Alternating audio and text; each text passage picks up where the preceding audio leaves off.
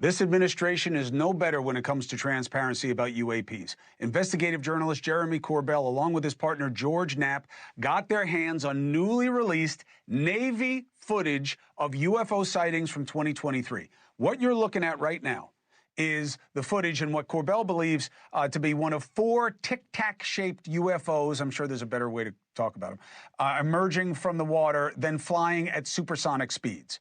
Out of the water, supersonic. How? Corbell then spoke to an unnamed member of the Navy who witnessed these firsthand, said this. To see the lights emerging from water, what we witnessed was all 4 of them, all in synchronous, jetting off into the abyss. All 4, all timed together, and all left. And we were like, holy shit. Maybe 3-4 seconds pass, I run to my station and I look at my radar and they're all gone. Is Corbell right? Is the government keeping important information from you? Joining me now, investigative journalist, co-host of the Weaponized podcast, my friend Jeremy Corbell. The floor is you, Jay. What do people need to know? Yeah, man, this is an interesting case.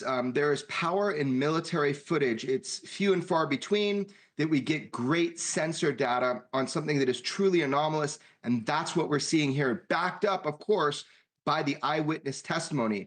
You know, this ship is one of the most technologically equipped ships, but additionally, this is a senior ranking Navy official who I believe will end up coming forward.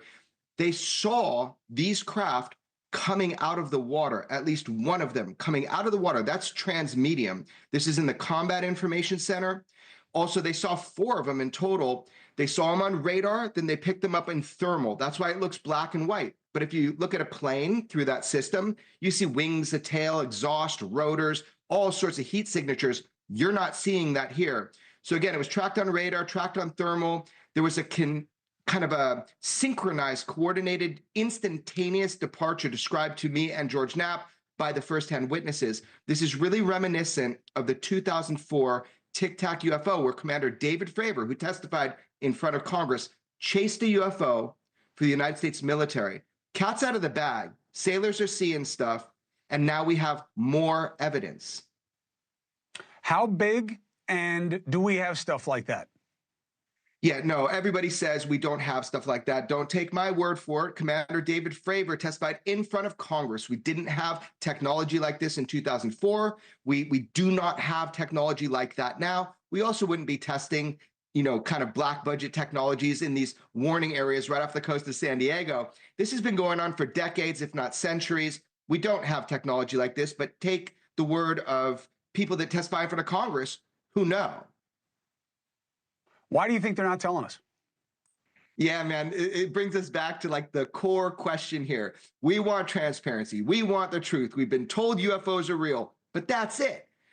Congress has done their best so far. I am holding hope. If you remember this last hearing at Congress, I was able to bring in the Immaculate Constellation documents, and I actually brought the whistleblower himself in to speak with members of Congress. He didn't testify publicly for personal reasons so far, but we learned from his testimony that there are thousands of videos of high quality of UFOs, UAP that's been admitted to, the public hasn't seen. I'd sure like to see them. Jeremy Corbell, I'm always a call away to give you a platform to increase our understanding and make the case for transparency. I'm with you, brother. Thank you for bringing this to us tonight.